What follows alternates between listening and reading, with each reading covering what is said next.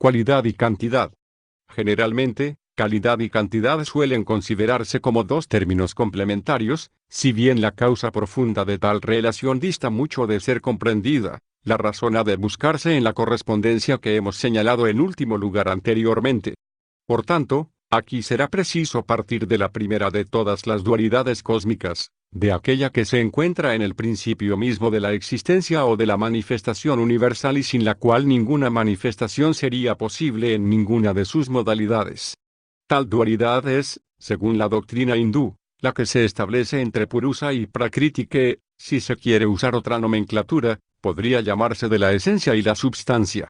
Ambas deben ser consideradas como principios universales por constituir los dos polos de toda manifestación. Sin embargo, a otro nivel o, mejor dicho, a otros múltiples niveles, análogos a los campos más o menos particularizados que pueden distinguirse en el seno de la existencia universal, también pueden emplearse analógicamente estos mismos términos, con un alcance relativo, para designar lo que corresponde a tales principios o bien lo que más directamente los representa respecto a un modo determinado y más o menos restringido de la manifestación.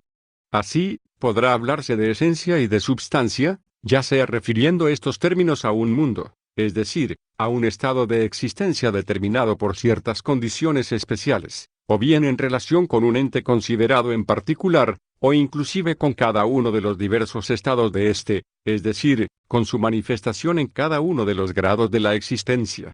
En este último supuesto, la esencia y la substancia constituyen naturalmente la correspondencia microcósmica de lo que ambas suponen, desde el punto de vista macrocósmico, para el mundo en el que se sitúa dicha manifestación, es decir, que ambas no son sino particularizaciones de los mismos principios relativos, que a su vez son determinaciones de la esencia y de la substancia universales referidas a las condiciones del mundo de que se trate. Cuando se les da esta acepción relativa, y sobre todo cuando están referidas a los entes particulares, la esencia y la substancia equivalen en definitiva a lo que los filósofos escolásticos llamaron forma y materia. No obstante, preferimos eludir en lo posible la utilización de tales términos ya que, debido sin duda a una imperfección de la lengua latina a este respecto, expresan con bastante imperfección las ideas que deberían haber materializado y se han ido haciendo cada vez más equívocos en virtud de la acepción completamente diferente que el lenguaje moderno ha dado generalmente a tales palabras. Sea como fuere, decir que todo ente manifestado es un compuesto de forma y de materia equivale a afirmar que su existencia procede necesaria y simultáneamente de la esencia y de la substancia y, por ende, que en él hay algo que corresponde a uno y otro de los referidos principios de forma tal que viene a ser como una resultante de su unión o, para hablar con mayor precisión, de la acción ejercida por el principio activo o esencia sobre el principio pasivo o substancia. Así, en la aplicación que se hace de ellos de manera más especial en el caso de los entes individuales, esta forma y esta materia que los constituyen son respectivamente idénticas a lo que la tradición hindú designa con los nombres de Nama y Rupa. Ya que estamos señalando las concordancias entre las diferentes terminologías, lo que puede permitir a algunos la transposición de nuestras explicaciones a un lenguaje al que estén más habituados, facilitándoles su cabal comprensión, añadiremos también que lo que se llama acto y potencia, en el sentido aristotélico, corresponde igualmente a la esencia y la substancia. Por otra parte, estos dos términos son susceptibles de una aplicación más extensa que los de forma y materia, pero, en el fondo, decir que en todo ente existe una mezcla de acto y de potencia viene a ser una vez más la misma cosa, pues en él el acto es aquello por donde participa en la esencia mientras la potencia es aquello por donde participa en la substancia. Ni el acto puro ni la potencia pura podrían localizarse en la manifestación, por no ser, en definitiva, sino los equivalentes de la esencia y substancia universales. Dicho esto, podemos hablar de la esencia y de la substancia de nuestro mundo, es decir, de aquel que es dominio del ser individual humano, y señalaremos que, conforme a las condiciones que en rigor definen este mundo, los dos principios aparecen en él respectivamente bajo los aspectos de la cualidad y de la cantidad. Ello puede parecer ya evidente en lo que a la cualidad se refiere, ya que la esencia, en definitiva, es la síntesis prístina de todos los atributos que pertenecen a un ser haciendo de él lo que es, y que atributos y cualidades en el fondo son términos sinónimos. Asimismo podríamos señalar que la cualidad, considerada como el contenido de la esencia, valga la expresión, no está restringida exclusivamente a nuestro mundo, sino que es susceptible de una transposición que universaliza su significado, característica nada sorprendente, dado que aquí representa el principio superior. No obstante, en esta universalización, la cualidad deja de ser correlativa de la cantidad, pues esta en cambio permanece estrictamente vinculada a las condiciones específicas de nuestro mundo. Además, no suele referirse, desde un punto de vista teológico, la cualidad a Dios incluso cuando se habla de sus atributos, mientras que resultaría manifiestamente inconcebible transponer análogamente sobre él cualquier tipo de determinaciones cuantitativas.